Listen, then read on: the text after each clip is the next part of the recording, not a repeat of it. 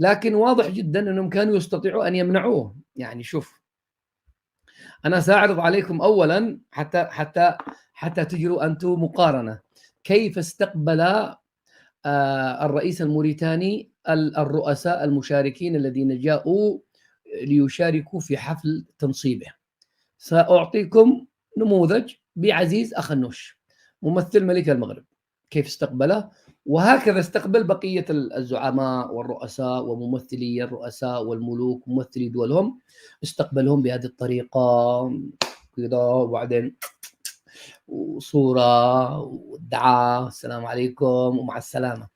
لما جاء هذا الأهبل شوشع ابن الشوشع هذا الرخيص هذا، والله يا جماعة كان شكله مثل اللي دخل عزومة بدون عرضة، دخل عزومة بدون ما حدا يعزمه، دخل حفل عرس كذا عائلي أو شيء هكذا وما حدا عازمه. كان شكله أنا قسما بالله لو عند عمر أبو أمها ما وقعت صحراء طز في أم الصحراء. يا رجال يا أخي تحبل بحمار، أي صحراء أنت جالس تتلقى الضربات والصفعات والإهانات وكذا على الهواء. يعني شوف، خليني أوريكم اللقطة أولا عشان بعدين تفهموا أنتم ماذا أقصد.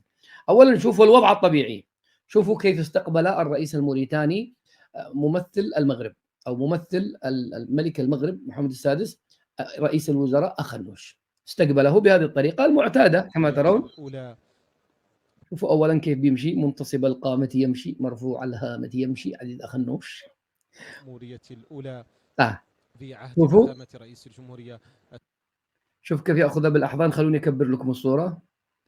عادي يأخذه بالأحضان بشكل طبيعي. السيد محمد ولي الشيخ القسواني.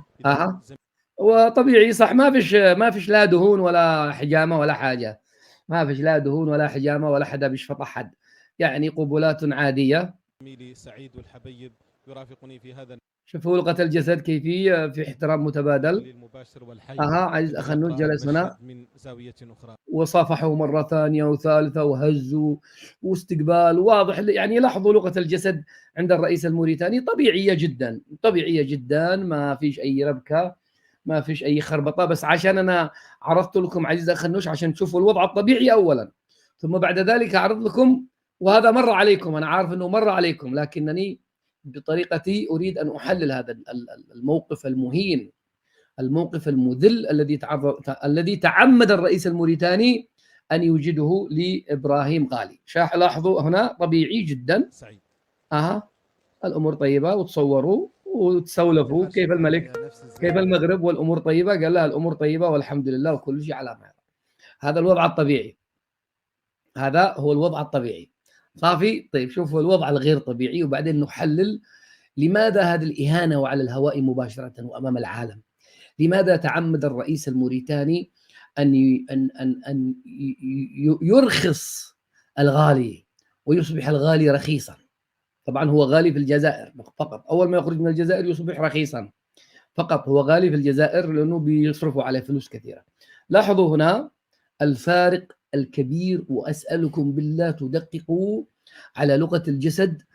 إبراهيم غالي زي البليد شوشع، يعني إنسان مهان يا أخي، تعود على المهانة. المفترض أنه تأتي سكتة قلبية من هذا الاستقبال، المفروض أنه يطب ويسكت ساكت خلاص، لكن زي الهبل وعاد يجلس يتلفت إليه. متى يقول له صورة نتصور ما في شواله.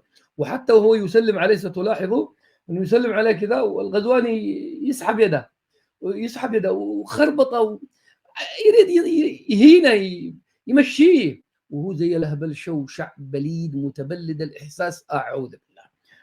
شوفوا انتوا اللقطة. خلوني أكبر الموضوع أيضا. عادوا بيتمختر وتمخترية حلوة. هو شوي صورة يعني مش واضحة، بس ممكن ترون الموضوع بشكل سريع. شوفوا لما يتمختر. طبعا صاحت بعض الجزائريين الموجودين، صاحوا كأني دخلت رقاصة. اسمعوا لكن بيتمختر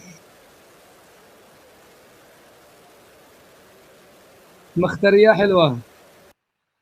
لاحظوا الآن يعني الرئيس الموريتاني كأنه جاي عليه كابوس، واضح جدا من لغة الجسد للرئيس الموريتاني أنه هذا الشخص غير مرحب به إطلاقا.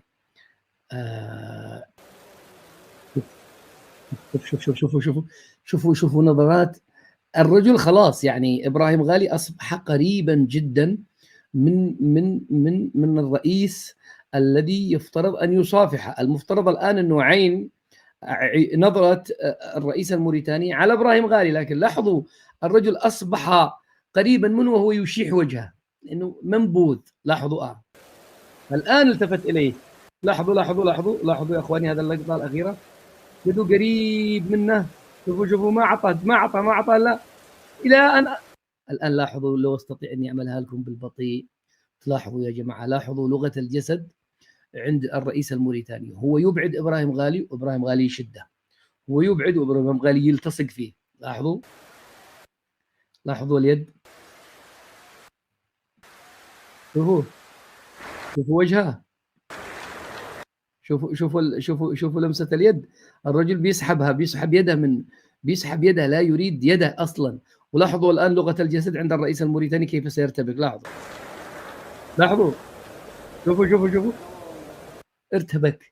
ارتبك ما يريده، ومدري يعرفه وقال له منو هذا. يمكن يريد يقول له من الأخ، منو هذا، من أين جاء هذا البواب، ولا منو هذا البواب العمارة ولا بواب وبعدين المفترض أنه يلف في الجهة الأخرى ويلتقط صورة معه. لاحظوا منتظره يقول له صورة. منتظر يقول له صورة. باقي صورة. المفترض هنا أنه يكون في صورة. لحظة يا شوشع، لاحظوا الحركة هذه يا أخوان. لاحظوا. شفتوا ما في صورة. يلا امشي. الله يفضحك. امشي الله يأخذك. الله يفضحك. خليني أكبرها هنا على هذا اللقطة. المفترض أنه الرئيس الموريتاني، طيب أنت رئيس موريتانيا، أنت لا تريد هذا الهبل شوشع. أنت لا تريد أن يحضر. خلاص يا أخي، التشريفات الرئاسية عندك ليش دخلوه؟ يعني هذا سؤال يطرح نفسه. لماذا دخل ما دام أنك بهذا الشكل وبهذا السوء واضح جدا من ملامحك، من وجهك، من حركتك، من لغة الجسد، من سحب يدك، من أنك ما التقطت مع صورة، أنك لا تريد هذا الشخص. يا أخي ليش تهينه يا أخي؟ يا رئيس موريتانيا، لماذا تهين الرجل بهذه الطريقة وبهذا الشكل المذل؟ لماذا؟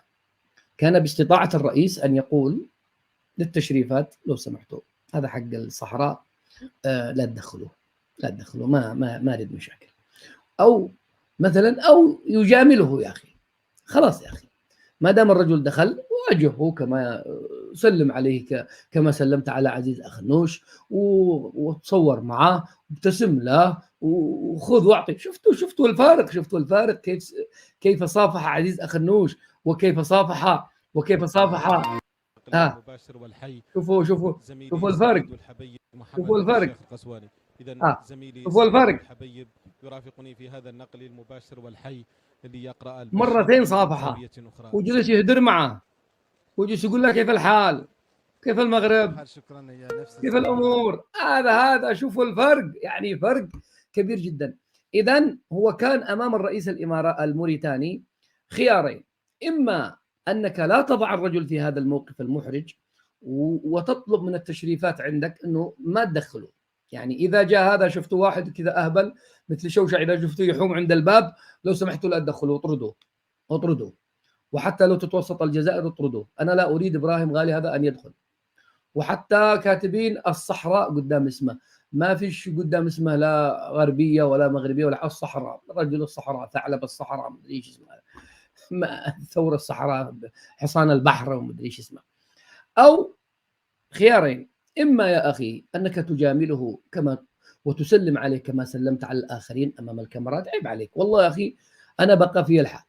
المفترض الرئيس الموريتاني يا أخي تجامله كما تجامل الناس كلهم، وتسلم عليه كما تسلم على الناس كلهم، ولو مجاملة أمام الكاميرا، أو تمنعه من الدخول. طيب لماذا تعمد الرئيس الموريتاني الإهانة على الهواء مباشرة لإبراهيم غالي؟ هنا طبعا أنا بحثت عن ردود الأفعال من الموريتانيين المؤيدين للبوليزاريو. نزلوا في الرئيس حقهم وقالوا ما كان ينبغي أن تفعل كذا، وهناك مخطط ما، وهذا أمر غريب وهذا أمر مدهش. لماذا هذا الاستقبال الباهت؟ لماذا مش استقبال باهت، هذه إهانة. يعني كان الكلام يقول لماذا تعمد الرئيس الموريتاني إهانة رئيس جمهورية الصحراء؟ لو كان